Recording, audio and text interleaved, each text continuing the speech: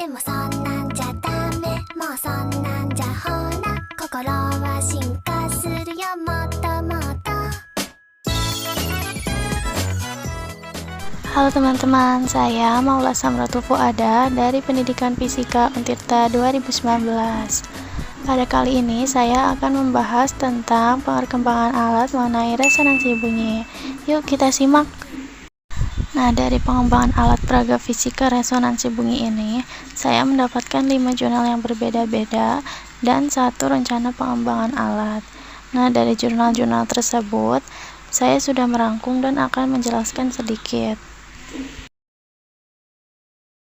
Nah, jurnal yang pertama yaitu pengembangan alat peraga resonansi dan efek Doppler berbasis Soundcard-Pichet oleh Muhammad Kaisar Haisi, Med Astra, dan Ervan Handoko. Nah, metode yang digunakan dalam penelitian ini menggunakan metode Research and Development. Tujuan dari penelitian ini yaitu untuk mengembangkan sebuah alat peraga resonansi dan efek Doppler berbasis Soundcard-Pichet.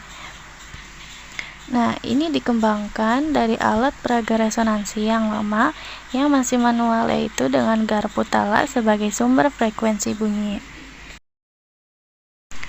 Nah, jurnal yang kedua yaitu pengembangan kit tabung resonansi berbantuan aplikasi fisik Toolbox Sensor Suite sebagai media pembelajaran gelombang bunyi oleh Muhammad Iqbal Sauki dan Imam Sujahyo. Nah, tujuan dari penelitian ini untuk mendeskripsikan kelayakan media pembelajaran berupa kit percobaan tabung resonansi dengan bantuan aplikasi fisik Toolbox Sensor Suite pada materi gelombang bunyi.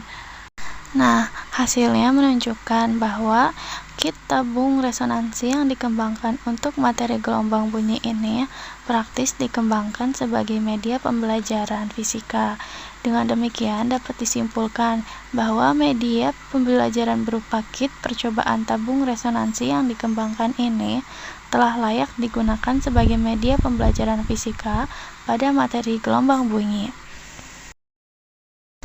Jurnal yang ketiga yaitu Rancang Bangun Sistem Akuisisi Data Gelombang Bunyi menggunakan transducer ultrasonik berbasis microcontroller ATmega 8535 oleh Nurholis, Junaidi, dan Arif Surtono. Nah, tujuan dari penelitian ini untuk menentukan besarnya cepat rambat bunyi di udara. Alat ini akan mengukur ketinggian muka air saat terjadi resonansi dan dideteksi oleh sensor mikrofon yang akan dikirimkan ke microcontroller. Jurnal keempat yaitu Rancang Bangun Alat Penentuan Kecepatan Bunyi di Udara berbasis Instrumentasi oleh Asar Muda Lubis dan Riza Lidiawati. Nah, tujuan dari penelitian ini untuk membantu mahasiswa dalam memahami tentang gelombang, khususnya gelombang bunyi yang tidak dapat diamati dengan mata, sehingga dengan menggunakan bantuan instrumentasi yang sederhana, gelombang tersebut dapat diamati di layar osiloskop. Akibatnya akan mudah dimengerti mahasiswa.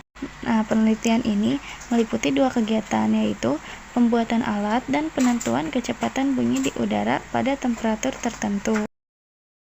Nah, jurnal yang terakhir yaitu pengembangan alat peraga tabung resonansi bunyi untuk siswa tunanetra oleh Firandi Putra. Nah, produk yang akan dikembangkan berupa alat peraga tabung resonansi bunyi dan rekaman materi untuk siswa tunanetra. Nah, spesifikasinya yaitu yang pertama, alat tabung resonansi bunyi dikembangkan untuk menjelaskan gejala resonansi pada gelombang bunyi. Yang kedua, bagian-bagian alat peraga tabung resonansi bunyi seperti gambar yang ditunjukkan. Nah, yang ketiga, cara kerja alat peraga tabung resonansi bunyi yaitu dengan mengatur posisi sumber bunyi di dalam tabung utama sehingga terjadi resonansi bunyi pada orde tertentu. Yang keempat, rekaman materi merupakan panduan yang akan berisi materi resonansi bunyi, penjelasan komponen dari alat peraga tabung resonansi bunyi, dan panduan praktikum resonansi bunyi. Yang kelima, rekaman materi dikemas dalam bentuk CD dan dengan format file MP3. Nah, selanjutnya ada rancangan pengembangan alat resonansi bunyi. Nah, gambarnya seperti yang ditunjukkan ini ya. Nah, alat peraga ini untuk mengetahui pengaruh suhu terhadap cepat rambat gelombang bunyi udara. Pada rancangan ini menggunakan sensor suhu dan kebisingan. Nah, kelebihan dari microcontroller ini dapat mengoperasikan lebih dari satu sensor secara bersamaan. Namun kekurangannya, alat dan bahan susah didapatkan untuk merancang alat ini.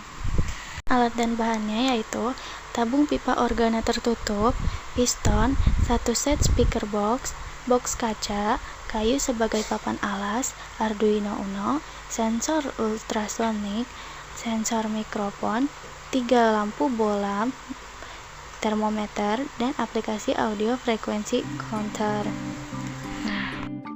Nah, ini daftar pustaka dari referensi yang saya baca.